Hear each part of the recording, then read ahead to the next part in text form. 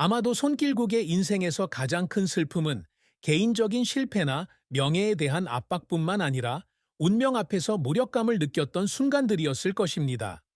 그의 가장 고통스러운 기억 중 하나는 2008년 정승연과 결혼하고 가수로서 전성기를 누리던 시절의 사건과 관련이 있다.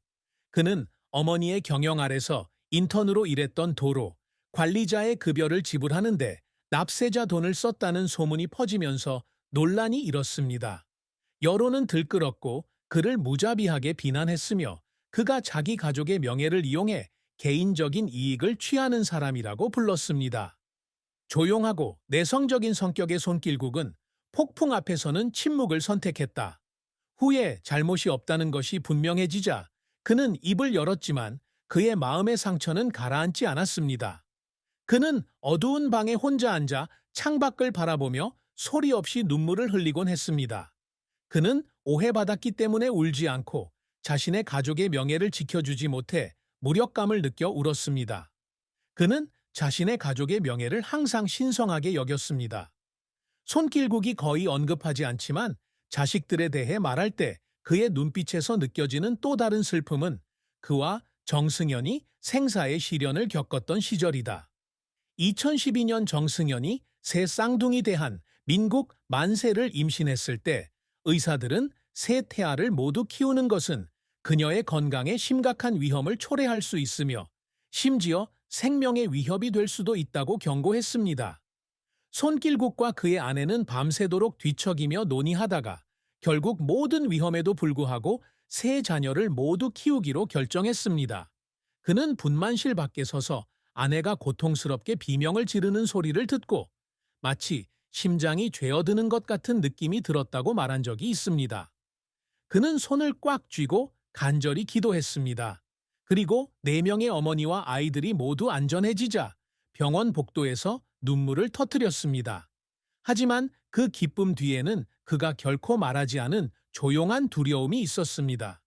언젠가는 자신이 가장 사랑하는 사람들을 보호할 수 없게 될 것이라는 두려움이었습니다.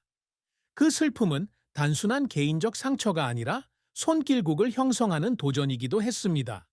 그는 어려움에 쉽게 굴복하는 사람이 아니지만 어려움에 직면할 때마다 더 강해진다. 그는 어느 인터뷰에서 자신이 느낀 가장 큰 슬픔은 물질적 손실이 아니라 가족과 자신을 신뢰하는 사람들에 대한 책임을 다하지 못할 때라고 말했습니다. 이것이 그가 항상 강철 같은 정신으로 살게 한 것인데 때로는 깊은 곳에서는 여전히 예민한 사람이고 누구나 생각하는 것보다 더 취약할 때가 있습니다. 손길국의 배우 인생은 빛나는 성공의 순간과 어두운 실패의 순간을 담은 두터운 책과도 같습니다. 그는 1999년 영화 Did We Really Love? 에서 조연을 맡으며 연기 경력을 시작했습니다. 초창기에는 그는 연예계에서 그저 모호한 얼굴일 뿐이었고 아무도 주목하지 않았고 아무도 그를 기대하지 않았습니다. 그는 한때 자신에게 재능이 부족하다고 인정했으며 첫 오디션 때 종종 빈손과 무거운 마음으로 돌아갔다. 하지만 2006년 AMBC극 주몽에서 주몽 역을 맡으면서 모든 것이 바뀌었습니다.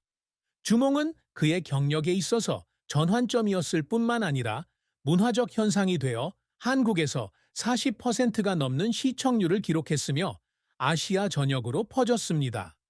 이란에서는 주몽의 클라이맥스가 관객의 90% 이상을 사로잡았고 손길국은 세계적인 아이콘으로 거듭났습니다. 이 역할은 그에게 명성을 가져다 주었을 뿐만 아니라 역사 영화에서 자신의 입지를 확립하는 데 도움이 되었는데 역사 영화는 재능과 헌신이 모두 필요한 장르입니다. 주몽의 성공은 다른 대규모 프로젝트의 문을 열어주었다. 그는 2004년 해신의 제왕에서 연문역, 2008년 바람의 나라에서 대소역, 그리고 2016년 동명의 영화에서 장영실 역을 맡아 계속해서 인상적인 역할을 맡았습니다. 1m8의 키에 남성적인 외모와 깊은 눈빛을 지닌 손길국은 영웅적이고 강인하면서도 감성적인 캐릭터를 연기하기에 딱 맞는 인물인 듯하다. 2009년에는 하와이주에서 손길국의 날을 지정해 3월 21일을 기념하기도 했는데 이는 한국 배우로서는 보기 드문 일이다. 2010년 연에는 주몽의 영향력 덕분에 카자흐스탄 대통령과 다른 국가 원수들과 함께 청와대에 초대되어 만찬을 하기도 했습니다. 그 순간들은 손길국의 자랑일 뿐만 아니라 오랜 세월 그의 재능과 헌신에 대한 증거이기도 합니다. 하지만 영광으로 가는 길은 순탄치 않았습니다. 주몽이 데뷔하기 전 손길국은 몇 년 동안 어려움을 겪었습니다. 그의 역할은 주목받지 못했고 그의 능력이 의심을 받았기 때문입니다. 그는 거의 실업 상태에 있었고 자신에 대한 의심 속에서 살아야 할 때도 있었습니다. 그는 이 직업에 처음 입문했을 때 대형 방송국 오디션에 참가했지만 경쟁력이 부족하다고 생각해 그다지 노력을 기울이지 않았다고 말한 적이 있습니다.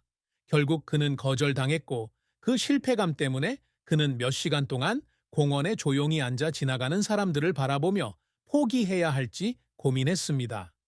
그 당시 그의 눈물은 약함이 아니라 꿈과 현실 사이의 갈등이었습니다. 손길국이 겪었던 또 다른 실패는 영화 신이라 불리운 사나이 2010가 기대했던 흥행을 거두지 못했을 때였다. 주몽의 영광 이후 그는 이 프로젝트에 많은 심혈을 기울였으며 진정성을 더하기 위해 위험한 액션 장면까지 직접 연기했습니다. 그는 체육관에서 몇 시간씩 훈련하고 무술을 배우고 대사를 하나하나 외울 정도로 공부했습니다. 하지만 영화가 개봉되었을 때 관객과 비평가들의 반응은 예상과 달랐습니다. 흥행에도 실패하고 시청률도 낮아서 영화는 금세 잊혀졌습니다. 손길국 측은 공개적으로 슬픔을 표하지 않았지만 그의 지인들은 그가 비판 글을 읽고 연습실에서 혼자 눈물을 흘렸다고 전했습니다. 그는 실패 때문에 울지 않았습니다. 하지만 감독과 동료, 관객들 등 자신을 믿어준 사람들을 실망시켰다는 생각에 울었습니다. 하지만 손길국은 그러한 실패에 굴하지 않았다. 그는 자신에게 도전할 수 있는 새로운 공간을 찾은 극장으로 전향했습니다. 그는 2010년 안중근 의사 역을 맡은 연극 나는 너다에서 관객들의 기립박수를 받았다. 그는 나중에 연기와 노래 실력을 모두 필요로 하는 뮤지컬 42번가 2020에서 주연을 맡았습니다. 무대에 서서 관객을 직접 바라보는 것이 그가 자신감을 되찾는 데 도움이 되었습니다. 그는 새로운 역할을 연습할 때마다 마치 다시 태어난 것 같은 느낌이 든다고 말한 적이 있습니다. 그 끊임없는 노력은 그가 어두운 시기를 극복하는 데 도움이 되었을 뿐만 아니라 손길국이 단순한 TV 스타가 아니라 진정한 예술가로서 자신을 완벽하게 만들기 위해 어떤 도전이라도 감행할 준비가 되어 있다는 것을 확인시켜 주었습니다. 손길국의 가슴 깊은 곳에는 항상 그가 쉼없이 추구하는 위대한 목표가 있습니다. 그는 유명한 배우가 되고 싶었을 뿐만 아니라 청중뿐만 아니라 업계 관계자에게도 존경을 받는 예술가가 되고 싶었습니다. 그에게 주몽이나 장영실과 같은 역사 프로젝트에 참여하는 것은 빛날 수 있는 기회일 뿐만 아니라 한국의 역사와 문화를 세계에 알리는 데 기여하는 방법이기도 합니다. 그는 주몽 역을 준비하기 위해 수개월 동안 책을 읽고 자료를 조사하고 무술을 연습했습니다. 그는 지쳐 손이 피를 흘리며 훈련장에 쓰러질 때까지 연습한 날도 있었지만 결코 포기하지 않았습니다. 그는 자신이 역사적 인물로 변신할 때마다 선조들의 이야기를 다시 사는 것 같은 기분이 들고 이것이 그의 가장 큰 자부심이라고 말했습니다. 손길국은 배우로서의 활동과 더불어 모범적인 아빠, 믿음직한 남편이 되는 것을 목표로 하고 있다.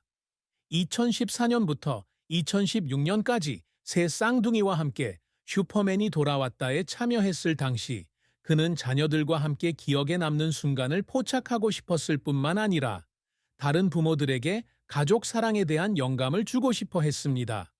서투르게 요리하거나 기저귀를 갈거나 대한, 민국, 만세와 놀아주는 그의 모습은 수백만 시청자들의 마음을 감동시켰습니다. 어느 날 민국이가 엄마를 부르며 울고 있을 때 손길국은 민국이의 목소리가 좋지 않았음에도 불구하고 앉아서 아들을 품에 안고 자장가를 불러주었다. 그 순간은 비록 단순했지만 그 안에는 아버지의 무한한 사랑이 담겨 있었습니다. 2014년 KBS 연예대상에서 베스트 예능상과 2015년 우수상을 수상했지만 그에게 가장 큰 보상은 아이들의 미소다. 손길국 역시 항상 직업과 사생활의 균형을 맞추려고 노력한다. 그는 한국 트라이어애슬론 연맹의 부회장이며 2008년 서울국제 트라이어애슬론 대회에 출전하여 놀라운 결의력으로 경기를 완주했습니다. 그는 신체적으로 훈련하고 싶었을 뿐만 아니라 정신적으로도 도전하여 모든 한계를 극복할 수 있다는 것을 증명하고 싶었습니다. 그의 가장 자랑스러운 순간 중 하나는 2008년 4월 서울에서 올림픽 성화를 들었을 때였습니다. 환호하는 군중 가운데 서서 그의 손에 밝게 타오르는 불꽃을 바라보면서 그는 자신뿐만 아니라 그가 소중히 여기는 가치, 즉 인내, 국가적 자부심, 끝없는 투쟁 정신을 대표한다고 느꼈습니다. 손길국은 수많은 성공에도 불구하고 계속해서 새로운 목표를 설정하고 있다. 그는 관객들에게 친숙한 역사적 영웅 이미지에서 벗어나 더욱 현대적인 역할을 시도하고 싶다는 열망을 표현한 적이 있다.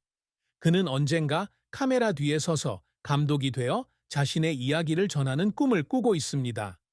그에게 성취란 단순히 타이틀이나 상이 아니라 지금까지의 여정을 돌아보면서 느끼는 만족감입니다. 그는 언젠가 이 세상을 떠난다면 사람들이 자신을 단순한 배우로 기억하는 것이 아니라 인생을 온전히 살고 온 마음을 다해 사랑하고 자신이 믿는 바에 온전히 헌신한 사람으로 기억해 주기를 바란다고 말한 적이 있습니다. 손길국과 정승연의 사랑 이야기는 아름답지만 어려움과 슬픔이 없는 것은 아니다. 두 사람은 한국의 국경일 8월 15일에 연예부 기자의 소개팅으로 처음 만났다. 당시 손길국은 주몽으로 전성기를 누리고 있었지만 부산고등법원의 유능한 판사인 정승연은 그의